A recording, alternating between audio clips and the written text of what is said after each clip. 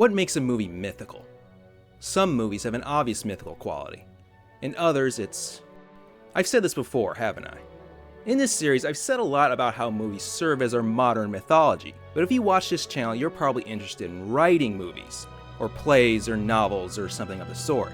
And your question is likely, how do I do this? How can I create a story with the same mythical power and meaning as those you're showing on screen? Well, as far as I know, there's no magical formula to this. Then again, you can say there are dozens of them, as all of screencraft is a collection of structural principles designed to create the optimal situation for mythical communication to occur. But this communication isn't something you can point to and say, there it is. It's a ghost in the machine. Often the only way we know it's happened is when a movie sticks with us rather than being quickly forgotten. When a movie speaks to us for reasons we can't explain. But luckily our old pal Joe C's got a few more tricks to point us in the right direction. Joseph Campbell concludes the third volume of his Masks of the Gods series by really breaking things down, giving us the 4 essential functions of truly mythical narratives. And in this video, I'm going to present these 4 essential functions and try to connect them with common principles of screencraft, so you might be able to conjure this elusive mythical quality in your own stories.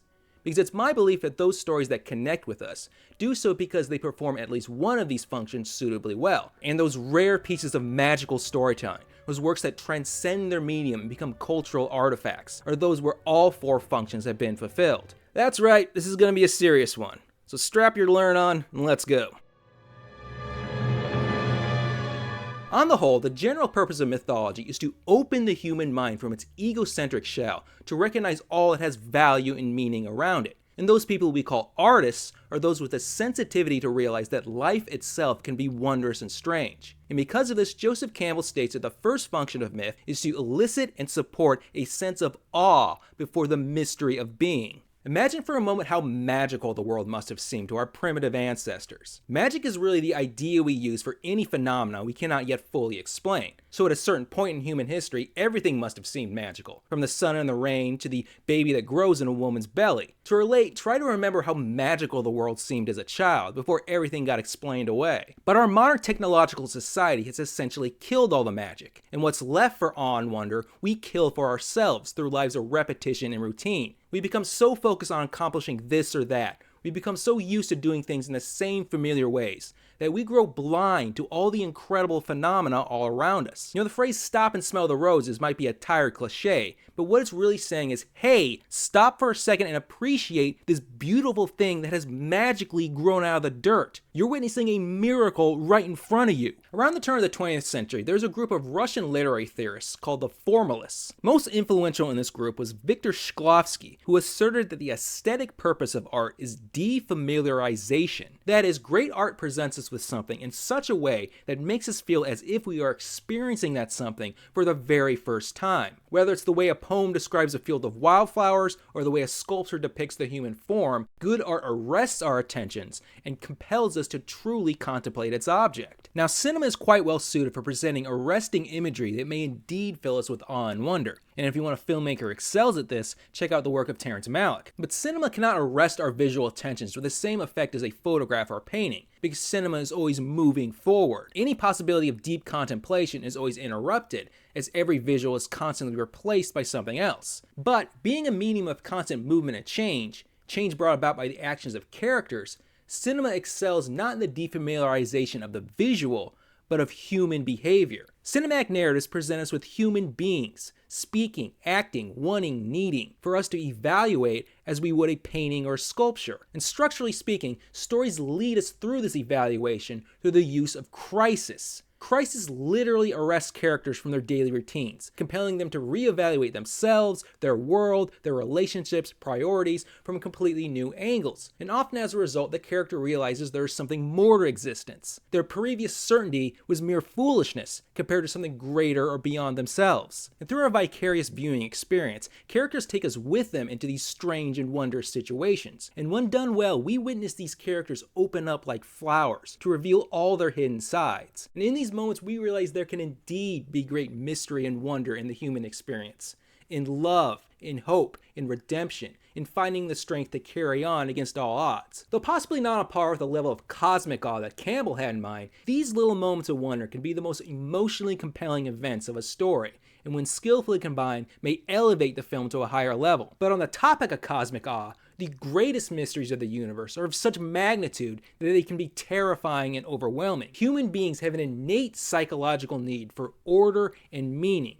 Thus the need for Joseph Campbell's second mythological function, to render a cosmology, an image of the universe that will support and be supported by this sense of awe. A cosmology is any system of ideas that explains the organization of the universe on its highest levels. That is, how it all fits together. In a big, frightening world, every world religion provides a sense of order and meaning by rendering a cosmology that explains the nature of the world and humanity's relationship to it. And a key characteristic of every cosmology is the existence of some invisible mover of all things, whether this be the divine creator, spirits, mana, or even the force. Cosmologies can also be secular. Empirical science gives us a cosmology where the invisible mover is the mathematical laws of physics. In any case, cosmologies comfort us with the assurance of a rule-bound reality within which we might find purpose, order, and meaning. Now, the cosmological function is quite apparent in religious mythologies, but with feature-length films, only rarely does one find a movie with the ambition, let alone the need, to articulate a full-fledged cosmology. And those that do leave it to the broad strokes, because time is needed for plot and character, not endless philosophical exposition. However, it's just as rare to find a commercial movie that does not contain at least some hint of an invisible mover of all things. While it's uncommon for this mover to make itself physically known, time and again we get the sense that something is watching over the character's actions. Some force that'll ultimately separate the righteous from the wicked and hand out punishment and reward. And with such common narrative devices such as fate, coincidence, chance, and the least likely outcome coming about, it indeed seems like something is pulling the strings towards certain outcomes. Of course, being works of fiction, this invisible mover is known but the storyteller themselves. And in my book Screenwriting Down in the Atoms, I use the storyteller god as a way to explain story construction. The storyteller doesn't so much invent a cosmology as borrow from those of the culture and society around them. And in this, mythic communication can occur. But a 2-hour movie gives a very limited canvas for expression, so any implied cosmology is usually greatly simplified. Typically, the invisible mover takes the form of some transcendent ideal.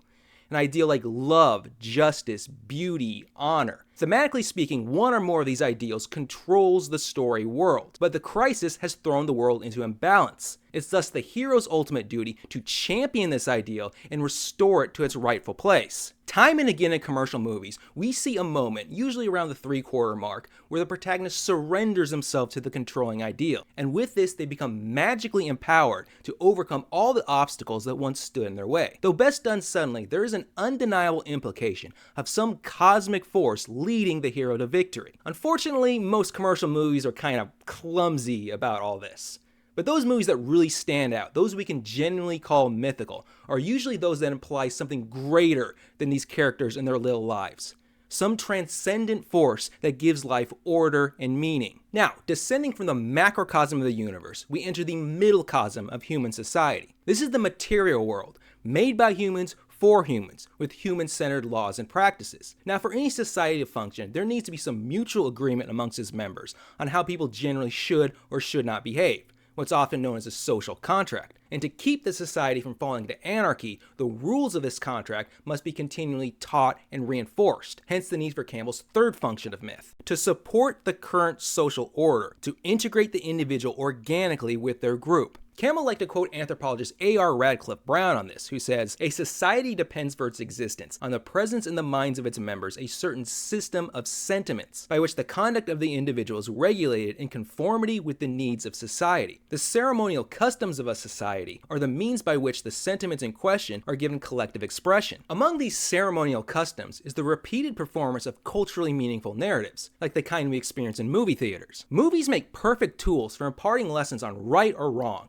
correct or incorrect behaviors, by the very way they construct their narratives. Every movie story is composed of characters who take actions which lead to positive or negative consequences. By observing these consequences in the context they occur within, we receive lessons on what society should be, how people ought to behave, and what's considered normal, good, and right. In other words, the story communicates a social ideology. As famously defined by political theorist Louis Althusser, an ideology represents the imaginary relationship of individuals to their real conditions of existence. An imaginary relationship. Because there is nothing natural about human society. It's a human construct based off human ideas.